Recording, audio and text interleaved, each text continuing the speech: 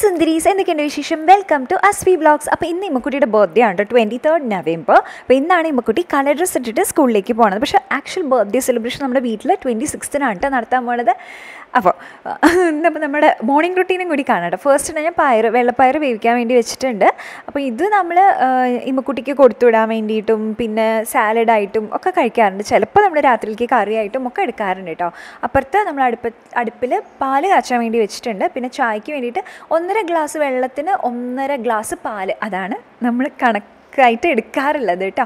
അത് നമ്മുടെ ഇഷ്ടത്തിനനുസരിച്ച് മാറ്റി മറിച്ചൊക്കെ ചെയ്യാം. ഇപ്പോൾ 3 ഗ്ലാസ് ആണെങ്കിൽ നമ്മൾ 3 സ്പൂൺ പഞ്ചസാര, ചെറിയ സ്പൂൺ, അപ്പോൾ മധുരം വളരെ കുറവായിരിക്കും. പാല് തിളച്ച് അയ്യോ അതേ ഞാൻ അപ്പോഴത്തേക്ക് എന്തെടുക്കാൻ പോയതാണ്.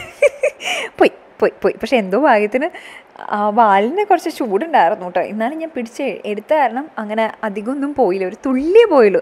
ഈ പാലിന് എന്തോ നമ്മുടെ അടുത്തൊരു വിരോധമുള്ള പോലെയാണ്. നമ്മൾ നോക്കി നിന്ന് കഴിഞ്ഞാൽ ഒന്നും തന്നെ സംഭവിക്കില്ല, അതിങ്ങനെ നിൽക്കും. നമ്മൾ അങ്ങനെ ഇങ്ങോട്ട് നീങ്ങിക്കഴിഞ്ഞാൽ അപ്പം തിളച്ച് പോകും. അഹങ്കാരി. എന്തായാലും അവിടെ ഞാൻ ക്ലീൻ ചെയ്ത് മാറ്റി വെച്ചിട്ടുണ്ട്. ഇതിങ്ങനെ ഞാൻ 4 അടുപ്പിലും കൂടി ഒരുമിച്ച് വെച്ച് കഴിഞ്ഞാൽ പാലിൻ്റെ കാര്യത്തിൽ എനിക്ക് ഇടയ്ക്കിടയ്ക്ക് അബദ്ധം പറ്റാറുണ്ട് കേട്ടോ. അപ്പോൾ നമുക്ക് അപ്പം ഉണ്ടാക്കാം ഇമ്മക്കുട്ടിക്ക് കൊടുത്തുവിടാൻ വേണ്ടി. നമ്മുടെ ബ്രേക്ക്ഫാസ്റ്റും അപ്പം തന്നെയാണ് കേട്ടോ. അപ്പോൾ ഇമ്മക്കുട്ടിക്ക് വേണ്ടിയിട്ടുള്ളതിൽ ഞാൻ ഇങ്ങനെ ഭയങ്കര പരത്തി എടുക്കുന്നില്ല. അപ്പത്തിന് വേണ്ടിയിട്ട് ജസ്റ്റ് ലേശം ഒഴിച്ച് ഇങ്ങനെ വെക്കണേ ഉള്ളൂ, അടച്ചു വെച്ച് വേവിക്കാം നമുക്ക്.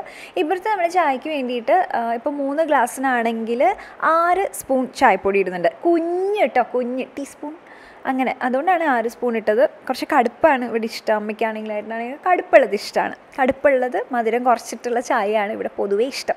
അതുകൊണ്ടാണ് നമ്മൾ അങ്ങനെ ചെയ്തിട്ടുള്ളത്. ഇതൊക്കെ മാറ്റി മറിച്ച് നമ്മുടെ ഇഷ്ടത്തിനനുസരിച്ചിട്ട് ചെയ്യാം കേട്ടോ. ചായയും അല്ലെങ്കിൽ എന്ത് ഭക്ഷണമാണെങ്കിലും ഇന്ന രീതിയിൽ ഉണ്ടാക്കുമ്പോഴാണ് ടേസ്റ്റ് എന്ന് നമുക്ക് പറയാനേ പറ്റില്ല. ടേസ്റ്റ് എങ്ങനെയാണെന്ന് വെച്ചാൽ നമ്മൾ കഴിക്കുന്നവരുടെയും കുടിക്കുന്നവരുടെയും നമ്മുടെ ആ ടേസ്റ്റുള്ള അതിനനുസരിച്ച് ഉണ്ടാക്കുമ്പോഴാണ് ശരിക്ക് ടേസ്റ്റ് വരണത്.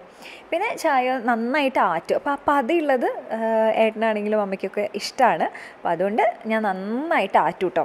ഞാൻ ചായ കുടിക്കാറില്ല. ഇടയ്ക്ക് മാത്രം ഏട്ടൻ ഉണ്ടാക്കുന്നുണ്ടെങ്കിൽ ചിലപ്പോൾ എനിക്ക് ഉണ്ടാക്കി തരുന്നുണ്ടെങ്കിൽ ഇപ്പോൾ ഞാൻ കുടിച്ച് തുടങ്ങിയിട്ടുണ്ട്. പക്ഷെ എനിക്ക് തോന്നുന്നത് വേണ്ടാന്ന്. കാരണം അങ്ങനെയാകുമ്പോൾ പഞ്ചസാര അകത്ത് പോവല്ലേ. അതിന് പകരം പഞ്ചസാര ഇല്ലാണ്ട് എനിക്കിപ്പോൾ പഞ്ചസാര ഇടാണ്ട് പാല് കുടിക്കാൻ പറ്റുന്നുണ്ട്. ഈ വൈറ്റ് ഷുഗർ ഒഴിവാക്കിയാണ്ടല്ലോ ഭയങ്കര നല്ലതാണ് സ്കിന്നിന്, ഹെൽത്തിനൊക്കെ ഭയങ്കര നല്ലതാണ്. ഇത് നമ്മൾ കുറച്ച് നാൾ ബ്രൗൺ ഷുഗറൊക്കെ വെച്ച് നോക്കിയിരുന്നു കേട്ടോ ചായ ഉണ്ടാക്കുക. പിന്നീട് അതങ്ങ് വിട്ടുപോയി. അപ്പോൾ ഇതാ ചായ ഒഴിച്ച് റെഡിയാക്കി വെച്ചിട്ടുണ്ട് കേട്ടോ.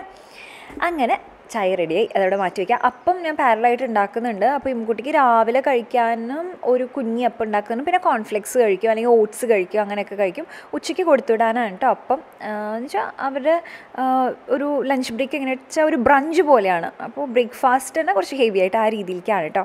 അപ്പോൾ ഇത് വെള്ളപ്പയർ വേവിച്ചത് നമുക്ക് പാത്രത്തിൽ മാറ്റി വെക്കാം.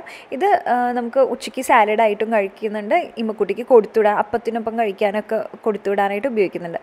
എന്നിട്ട് നമ്മൾ കുക്കറിൽ വേവിക്കാൻ വേണ്ടിയിട്ട് ക്യാരറ്റ്, ബീൻസ്, ക്യാപ്സിക്കം അത് വെച്ചിട്ട് അതിലേക്ക് കുറച്ച് ഉപ്പിട്ടിട്ട് കുറച്ച് വെള്ളം ഒഴിച്ചിട്ട് വേവിക്കാൻ വേണ്ടി വെക്കുകയാണ്. അപ്പോൾ ഈ വെജിറ്റബിൾസും ഇമ്മക്കുട്ടിക്ക് കൊടുത്തുവിടാൻ വേണ്ടിയിട്ടാണ്. അത് മാത്രമല്ല നമുക്ക് രാത്രിയിലേക്ക് കറി ഉണ്ടാക്കാൻ വേണ്ടിയിട്ട് ഒരു വെജിറ്റബിൾ കുറുമ ഉണ്ടാക്കാം കേട്ടോ. അപ്പോൾ അതവിടെ നമ്മുടെ 3ാമത്തെ അപ്പം ആയിട്ടുണ്ട്. എന്തെങ്ങനെ കുഞ്ഞായിട്ട് ഉണ്ടാക്കണമെന്ന് വെച്ചാൽ അത് കൊടുത്തു വിട്ട് കഴിഞ്ഞാൽ നല്ല സോഫ്റ്റ് ആയിട്ട് തന്നെ ഉണ്ടാവും. നമ്മളിങ്ങനെ തിരിച്ചെടുക്കുമ്പോൾ ഇങ്ങനെ സാധാരണ അപ്പം പോലെ ഉണ്ടാക്കുമ്പോൾ സൈഡ് കുറച്ച് മുരിയില്ലേ, അത് നമ്മൾ ടിഫിനിലേക്ക് വെക്കാനും പാടാണ്. അത് മാത്രമല്ല ഉച്ചയാകുമ്പോഴേക്കും 12 മണി ആകുമ്പോഴേക്കും അത് ആകെ തണുത്ത് വിറങ്ങലിക്കില്ലേ. അതുകൊണ്ടാട്ടോ ഇങ്ങനെ ഉണ്ടാക്കണത്.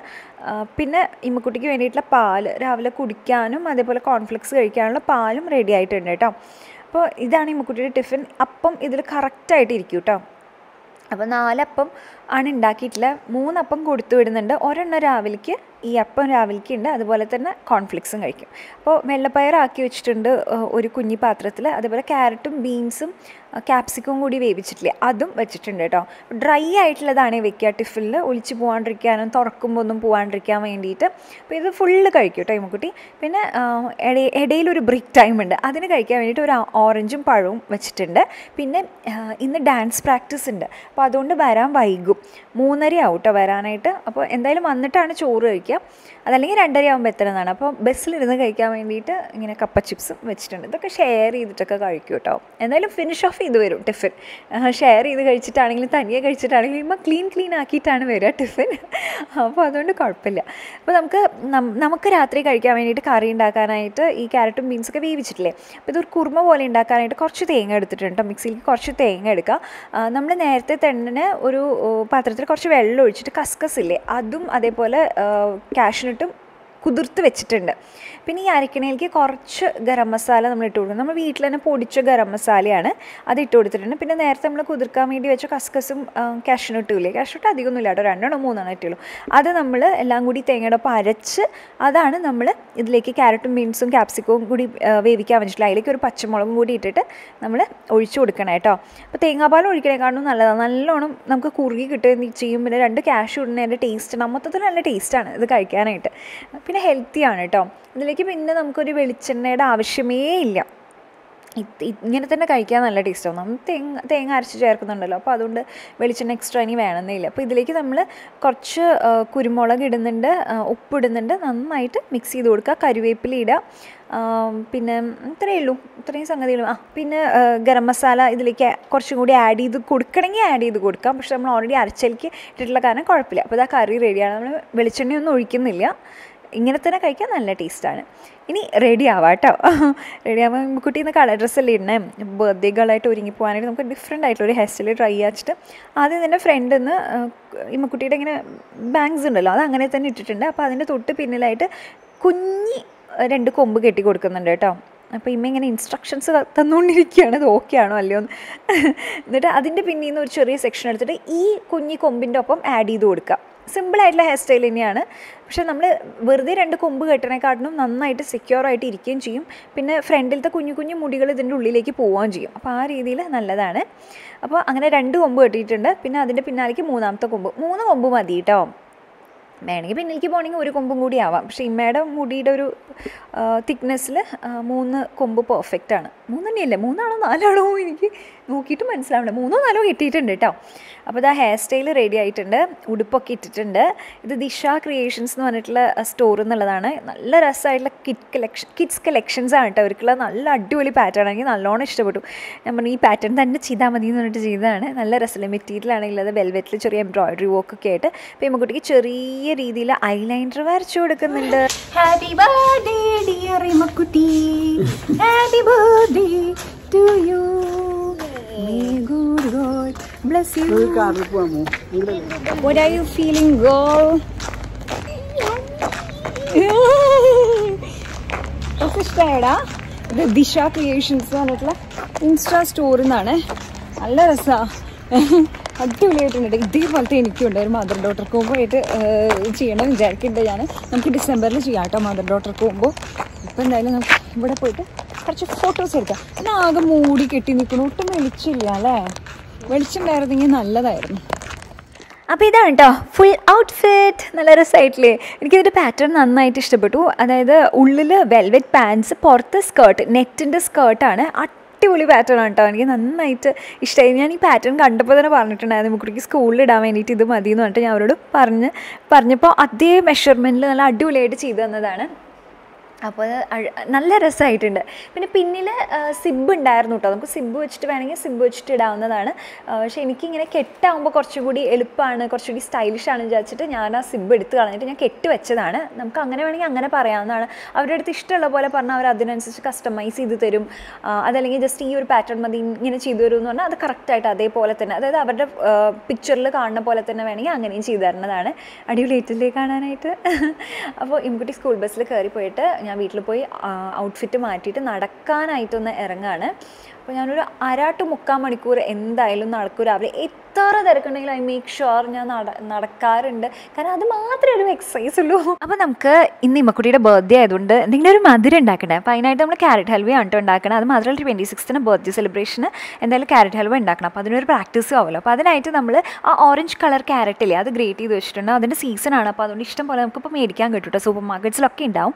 പിന്നെ നമ്മൾ ഡ്രൈ ഫ്രൂട്ട്സ് നുറുക്കി വെച്ചിട്ടുണ്ട്. ഇത് ഏകദേശം ഒരു 3/4 കിലോ to 1 കിലോൻ്റെ ഇടയിലുള്ള ക്യാരറ്റ് എടുത്തിട്ടുണ്ട്. അപ്പോൾ അതിനായിട്ട് നമ്മൾ 2 കയ്യിൽ നെയ്യ് എടുത്തിട്ടുണ്ട് കേട്ടോ. ഈ നെയ്യിൽ നമ്മൾ ഈ ഗ്രേറ്റ് ചെയ്ത് വെച്ചിരിക്കുന്ന ക്യാരറ്റ് നന്നായിട്ട് വഴറ്റിയെടുക്കുകയാണ് വേണ്ടത്. ഇപ്പോൾ നമുക്ക് അടച്ചു വയ്ക്കേണ്ട ഒരു 20 മിനിറ്റോളം ഇടയ്ക്കും തലക്കായിട്ടൊന്ന് ഇളക്കി നന്നായിട്ട് ക്യാരറ്റ് ഇങ്ങനെ വഴറ്റിയെടുക്കുക. അങ്ങനെ ആകുമ്പോൾ ഇതിൻ്റെ വെള്ളത്തിൻ്റെ അംശം കുറഞ്ഞ് ഇതിൻ്റെ ക്വാണ്ടിറ്റി ഒന്ന് കുറയും. അത് മാത്രമല്ല ഇതിൻ്റെ കളറും മാറും കേട്ടോ. അതാണ് പരുവം. അത്ര നേരം നമ്മൾ ഒന്ന് നന്നായിട്ട് ഇളക്കി കൊടുക്കണം. ഈ ഒരു ക്വാണ്ടിറ്റി ആണെങ്കിൽ നമുക്കൊരു 20 മിനിറ്റോളം മതിയാവും. ക്വാണ്ടിറ്റി കൂടും തോറും സമയവും കുറച്ചും കൂടി കൂടുതലെടുത്ത് നമുക്ക് നമുക്ക് ഇളക്കി കൊടുക്കണം. ഈ ക്യാരറ്റ് ഹൽവയുടെ റെസിപ്പി വളരെ സിമ്പിളാണ്, പക്ഷെ ഒരുപാട് സമയം എടുക്കും കേട്ടോ ഇത് ഉണ്ടാക്കാനായിട്ട്. അപ്പോൾ അതായത് ഇതിൻ്റെ കളർ മാറി, ഇതിൻ്റെ ക്വാണ്ടിറ്റിയൊക്കെ കുറഞ്ഞു. ഈ ഒരു പരുവത്തിലാവുമ്പോൾ നമുക്കൊന്നും വേണമെങ്കിൽ അടച്ചു വെച്ചിട്ട് ഒരു 5 മിനിറ്റ്സ് അങ്ങനെ വെക്കാവുന്നതാണ്. അതിന് ശേഷം വേണം നമുക്ക് പാലൊഴിച്ച് കൊടുക്കാനായിട്ട്. അപ്പോൾ പാലിൻ്റെ ഒരു അളവ് എന്ന് പറയുന്നത് ഞാൻ എന്താ ചെയ്തതെന്ന് വെച്ചാൽ, ഇപ്പോൾ ഇത്ര ക്യാരറ്റില്ലേ, ഈ ക്യാരറ്റ് കംപ്ലീറ്റ്ലി മുങ്ങിക്കിടക്കണ പോലെയല്ല, ഒരു പകുതിയോളം മുങ്ങിക്കിടക്കുന്ന രീതിയിലുള്ള പാലാണ് കേട്ടോ നമ്മൾ ഒഴിക്കണം. പാൽ അധികം ആയിക്കഴിഞ്ഞാൽ പാലിൻ്റെ ടേസ്റ്റ് അധികം വരും. അപ്പോൾ അതത്ര രസം ഉണ്ടാവില്ല കേട്ടോ. നമുക്ക് ക്യാരറ്റിൻ്റെ ആ ടേസ്റ്റല്ലേ അധികം വരണം. അപ്പോൾ അതുകൊണ്ട് അധികം പാൽ ഒഴിക്കേണ്ട. എന്നാൽ പാൽ വല്ലാണ്ട് കുറഞ്ഞു കഴിഞ്ഞാൽ ക്യാരറ്റ് പച്ച കടിക്കാനും ചാൻസ് ഉണ്ട്, അത്ര വേവില്ല, അതും ഒരു പ്രശ്നമാണ്. അപ്പോൾ നമുക്ക് ഏകദേശം ഇങ്ങനെ ഈ ഒരു പരുവത്തിലുള്ള ഒരു പാലാണ് ഒഴിച്ചു കൊടുക്കണമെന്ന് വെച്ചാൽ കറക്റ്റാവുന്നതാണ് ഉണ്ടാക്കി നോക്കുമ്പോൾ എനിക്ക് മനസ്സിലാകുന്നത്. അപ്പോൾ എന്നിട്ട് നമുക്ക് അടച്ചു വെച്ചിട്ട് ഒരു 20 മിനിറ്റ് എഗെയിൻ വേവിക്കണം. ഇടയ്ക്കും തലയ്ക്കൊന്ന് ഇളക്കി കൊടുക്കണം കേട്ടോ. അപ്പോൾ ഇപ്പോൾ തന്നെ 20 മിനിറ്റ്സ് ആയിട്ടുണ്ട്. അപ്പോൾ 40 മിനിറ്റ്സ് ഇപ്പോൾ തന്നെ ആയിട്ടുണ്ട് കേട്ടോ. അപ്പോൾ അതാ പറഞ്ഞത്, ഏകദേശം 1 മണിക്കൂർ വേണം നമുക്കിത് ഉണ്ടാക്കിയെടുക്കാനായിട്ട്.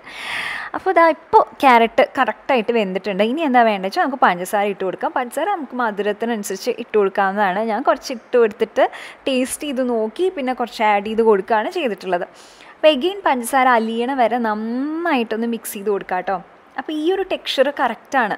എന്നുവെച്ചാൽ ഒട്ടും തന്നെ വെള്ളത്തോടുക്കനെയുമല്ല, എന്നാൽ നല്ല കുഴമ്പ് പരുവത്തിനുണ്ട് താനും. ഈ ഒരു ടെക്സ്ചറാണ് ആ യൂട്യൂബ് ചാനലിൽ കണ്ടിട്ടുണ്ടായിരുന്നത്. അപ്പോൾ അത് കറക്റ്റായിട്ട് തോന്നി. അപ്പോൾ ഡ്രൈ ഫ്രൂട്ട്സ് നമ്മൾ പിസ്താഷ്യോ ഉണ്ട്, കാഷ്യൂനട്ട് ഉണ്ട്, ആൽമണ്ട്സ് ഉണ്ട് കേട്ടോ. അപ്പോൾ ഇത് നമ്മൾ കുറച്ച് നെയ്യിൽ ഒന്ന് നമ്മൾ ഫ്രൈ ചെയ്തെടുക്കുകയാണ്. എന്നിട്ട് ഇതിലേക്ക് ആഡ് ചെയ്ത് കൊടുത്തു കഴിഞ്ഞാൽ കഴിഞ്ഞു. അപ്പോൾ നെയ്യിൻ്റെ ഉപയോഗം നന്നായിട്ടുണ്ട് കേട്ടോ അതിൽ. പക്ഷേ നല്ല ടേസ്റ്റിയാണ്. എസ്പെഷ്യലി ഇങ്ങനത്തെ ഈ ക്യാരറ്റൊക്കെ ഇഷ്ടമുള്ളവർക്ക് ഇഷ്ടമാവും. എസ്പെഷ്യലി സ്വീറ്റ്സ് ഇഷ്ടമുള്ളവർക്ക് ഇഷ്ടപ്പെടും. പിന്നെ ഇപ്പോൾ ആർക്കും ഇഷ്ടപ്പെടും, സ്വീറ്റ്സ് ഇഷ്ടപ്പെടുന്നവർക്ക് ഇഷ്ടപ്പെടും. പക്ഷേ ഞാൻ ഒരു കാര്യം പറയട്ടെ, മലയാളികൾക്ക് അത്ര കണ്ട് ഇഷ്ടപ്പെടുമോ എന്നുള്ളത് സംശയമാണ്. അപ്പോൾ അതുകൊണ്ട് കുറച്ച് മാത്രം ഉണ്ടാക്കിയാൽ മതി കേട്ടോ, ഒരുപാടൊന്നും ഉണ്ടാക്കണ്ട. ഇവിടെ ഏട്ടന് നല്ലോണം ഇഷ്ടപ്പെട്ടു. ഏട്ടന് പൊതുവെ തന്നെ സ്വീറ്റ്സ് ഇഷ്ടമാണ്. സർപ്രൈസിംഗ്ലി അമ്മയ്ക്കും ഇഷ്ടപ്പെട്ടു എന്നുള്ളതാണ്. ഇമ്മക്കുട്ടിക്ക് ഓക്കേഷായിരുന്നു, ഒരുപാട് ഇഷ്ടപ്പെട്ടില്ല.